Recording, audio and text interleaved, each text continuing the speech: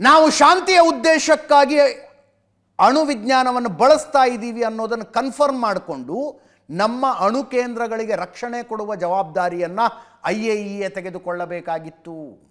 IAEA ಹತ್ರ ಏನು military ಇಲ್ಲ, ರಕ್ಷಣೆ ಕೊಡೋದು ಅಂದರೆ ಏರ್ ಡಿಫೆನ್ಸ್ ಸಿಸ್ಟಮ್ ಇಟ್ಕೊಂಡು ಕೂತ್ಕೊಳ್ಳೋಕೆ ಬರೋದಿಲ್ಲ. ಆದರೆ ಯಾವುದೇ ದೇಶ ಅವುಗಳ ಮೇಲೆ ದಾಳಿ ಮಾಡದಂತೆ IAEA ಜವಾಬ್ದಾರಿ ತಗೋಬೇಕಾಗಿತ್ತು.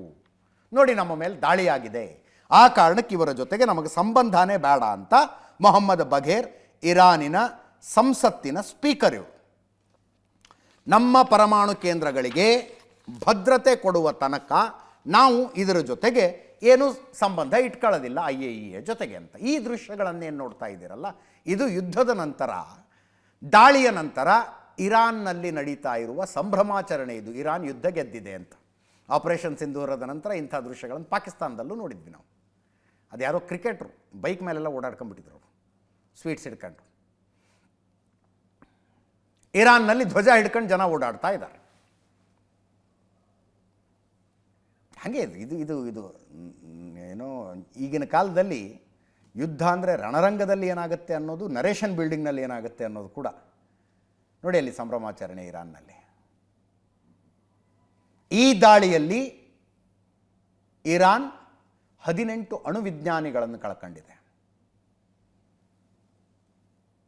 ಬ್ರಿಗೇಡಿಯರ್ ಜನರಲ್ ಹುದ್ದೆಯಿಂದ ಮೇಲ್ಪಟ್ಟ 29 ಅಧಿಕಾರಿಗಳನ್ನು ಕಳ್ಕೊಂಡಿದೆ. 2 CDSಗಳು ಹೋದರು, ಚೀಫ್ ಆಫ್ ಡಿಫೆನ್ಸ್ ಸ್ಟಾಫ್ಗಳು 2 ಹೋದರು. ಮೊಹಮ್ಮದ್ ಬಘೇರ್ ಅನ್ನುವಂಥ ಈ ಅಯಾತುಲ್ಲಾ ಖಮೇನಿ ರೈಟ್ ಹ್ಯಾಂಡ್ ಆಗಿದ್ದರು, CDS ಇದ್ದರು. ಮೊದಲನೇ ದಿವಸನೋ 2ನೇ ದಿವಸನೋ ಇಸ್ರೇಲ್ ಹೊಡೆದಾಕ್ಬಿಡ್ತು. ಅದಾದ ನಂತರ first day 1 ಹೊಡೆದಾಕ್ತು.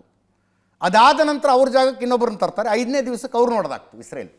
20 brigadier general and ಅಬೋ ಪೋಸ್ಟಿನ 29 ಜನ, 18 ಜನ ಅಣುವಿಜ್ಞಾನಿಗಳನ್ನು ಸೇರಿದಂತೆ ಟೋಟಲ್ 606 ಜನ ಇರಾನ್ನಲ್ಲಿ ಈ ಕಾರ್ಯಾಚರಣೆಯಲ್ಲಿ ಸತ್ತೋದ್ರು.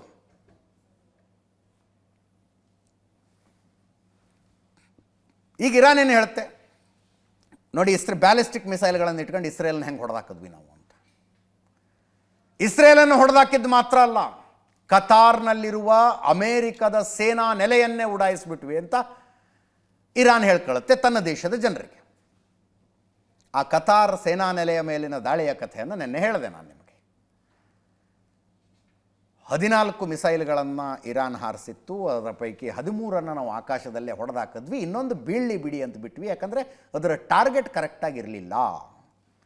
ಮತ್ತು ಈ ದಾಳಿ ಮಾಡ್ತೀವಿ ಅಂತ ಮೊದಲೇ ಅಮೇರಿಕಕ್ಕೆ ಹೇಳಿದ್ದಕ್ಕೆ ಧನ್ಯವಾದಗಳು ಅಂತ.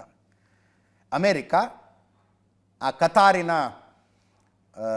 ಸೈನಿಕ ನೆಲೆಯಲ್ಲಿ 10,000 ಸೈನಿಕರನ್ನು ಇಟ್ಟಿತ್ತು. ಅವರೇನು ಈ ಕಾರ್ಯಾಚರಣೆಗೆ ಬಂದವರಲ್ಲ, ಪ್ರಪಂಚದ ತುಂಬ ಅಮೇರಿಕದ ಸೇನಾ ನೆಲೆಗಳು ಹಾಗೆ ಇದ್ದಾವೆ. ಯುರೋಪ್ನಲ್ಲಿ 1,00,000 ಅಮೇರಿಕನ್ ಸೈನಿಕರು ಪರ್ಮನೆಂಟ್ ಆಗಿರ್ತಾರೆ. ಮಿಡ್ಲ್ ಈಸ್ಟ್ನಲ್ಲಿ 40,000 ಅಮೇರಿಕನ್ ಸೈನಿಕರು ಪರ್ಮನೆಂಟ್ ಆಗಿರ್ತಾರೆ.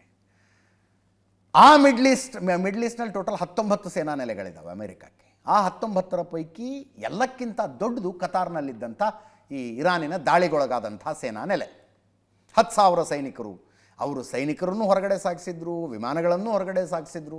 ಅಲ್ಲಿ ಏನೇನಿತ್ತಲ್ಲ ತಮ್ಮ ಇನ್ಫ್ರಾಸ್ಟ್ರಕ್ಚರ್ ಎಲ್ಲವನ್ನು ಹೊರಗೆ ಸಾಗಿಸಿದ್ರು ಅವರು.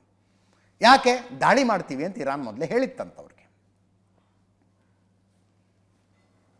ಬಟ್ ಇರಾನ್ನಲ್ಲಿ ಅಲ್ಲಿನ ಆಡಳಿತ ಜನರಿಗೆ ಏನು ಹೇಳುತ್ತೆ, ನಾವು ಅಮೇರಿಕಾನು ಎದುರಿಸಿದ್ವಿ, ಇಸ್ರೇಲನ್ನು ಎದುರಿಸಿದ್ವಿ ಅಂತ.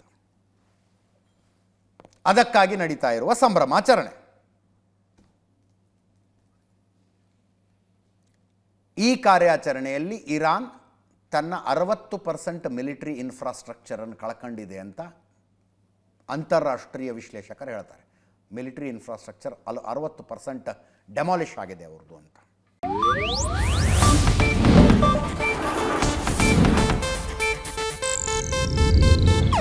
ಇದು ಏಷ್ಯಾನೆಟ್ ನ್ಯೂಸ್ ನೆಟ್ವರ್ಕ್ ಪ್ರಸ್ತುತಿ.